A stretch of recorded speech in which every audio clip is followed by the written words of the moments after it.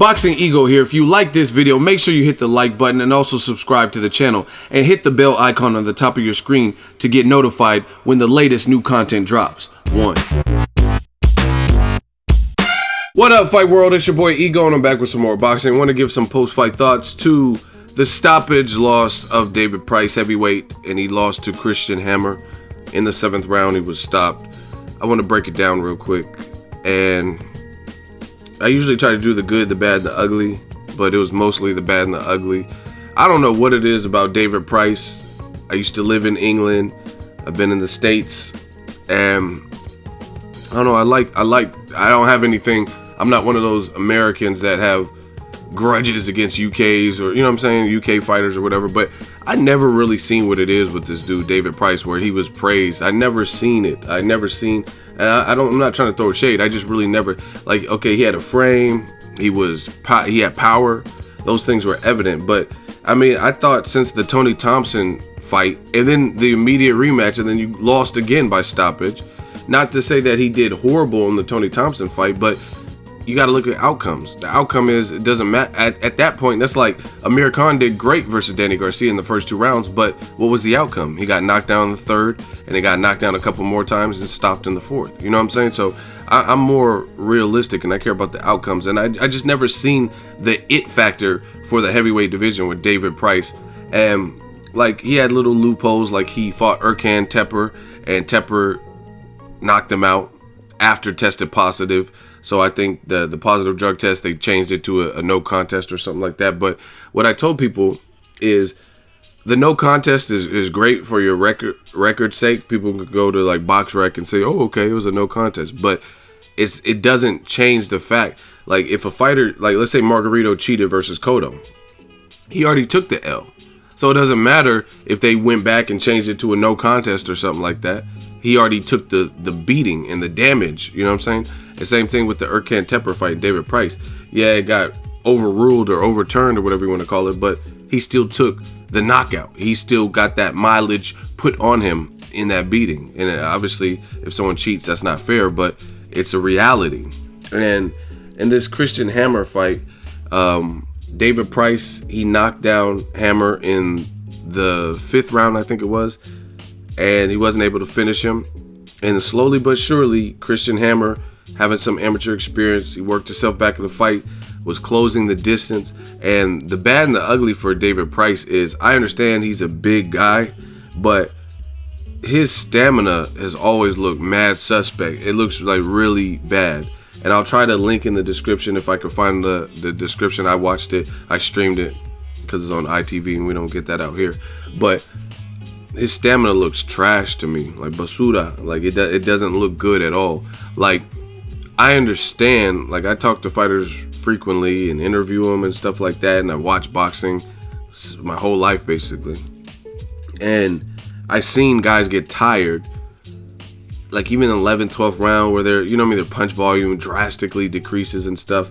But it's rare to me that I see somebody behave in the manner of David Price. Like, this dude is like 7 feet tall almost, or is 7, I don't know exactly his height, but he's pretty tall. And he's like wilting over like a dead flower and like falling over, like folding himself and completely giving up his height. Like, I understand being exhausted, and like, I don't know if you guys have ever ran miles or anything and you just, your throat's dry, you're just, you know what I mean, cotton mouth, you're done for. But he's like falling over and wilting, giving up his height, and he looks like he was in real bad shape, like he was dehydrated or something, like he was like Gumby or something. And to me, that's weird, because I'm not saying he's not tough, but a lot of these fighters are so tough that they will themselves through the craziest of situations. They break their hand or have a nasty cut with blood in their eye or a broken nose and they can't breathe, and they will themselves through that. Muhammad Ali fought with a broken jaw, right? So things like this, it's boxing, it's a brutal sport, and you can't push yourself through a bit of fatigue. I question his stamina. I always have, but especially now, like, I don't know if those losses took his toll, but other thing is, you look at guys, he didn't look like the premier shape. Like I've seen him in better shape, so I really think that had something to do with it, right? And I don't know, maybe it's the confidence of getting knocked out all these times, Tony Thompsons and the Erkan Teppers and stuff like that. But I really expected a lot more. In the end, Hammer was able to close the distance, and he just looked gassed out. He was just taking, even in round 6, at the end of round 6, he's just taking unanswered shots, curling up in the corner. You're too big to be doing, you know what I'm saying? Like, you better try to establish a jab. And there's certain things where you could do in boxing where it doesn't even require too much energy, but it'll buy you time. Just, I don't know, I thought it was a foolish game plan from David Price. Like, for example, all right, anytime, this is just common sense, if you look that tired and you have absolutely no poker face, and a guy senses blood, smells blood, he's going to turn into a shark. And that's what happened. Hammer's like, he was badly hurt a couple rounds before and knocked down or whatever, and the fact that the tide was turning and he smelled blood, he willed himself through it, and he was like, start putting punches together. And Price didn't counterpunch. He wasn't responding. He didn't even clinch. Like, even if you're not going to punch back, at least clinch. You know what I'm saying? Buy time. Do little veteran tricks to buy time. You know what I'm saying? Like, sometimes you might have to punch him in the dick. Pause. Like, hit him with the low blow. Something. You have to stop the onslaught. You're not going to probably get a point taken away unless it's super flagrant. You know what I'm saying? So I just didn't see any of that resolve with David Price. He just allowed it to happen, and it was like folding over, taking consecutive shots by a heavyweight, which is stupid. And truth be told, Christian Hammer, he has like a 45% knockout ratio, something close to that.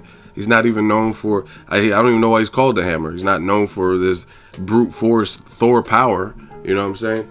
And you end up getting stopped by him. And it's crazy because David Price, at least in the public eye, he sounds confident. He's talking about, I knocked out Anthony Joshua and I'll knock him out again in the pros.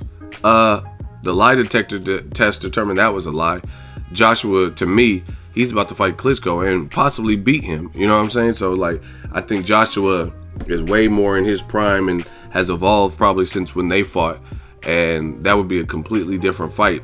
I mean, if you can't beat a Christian Hammer who lost to Tyson Fury, lost his pro debut and got knocked out basically in his pro, when he first turned pro.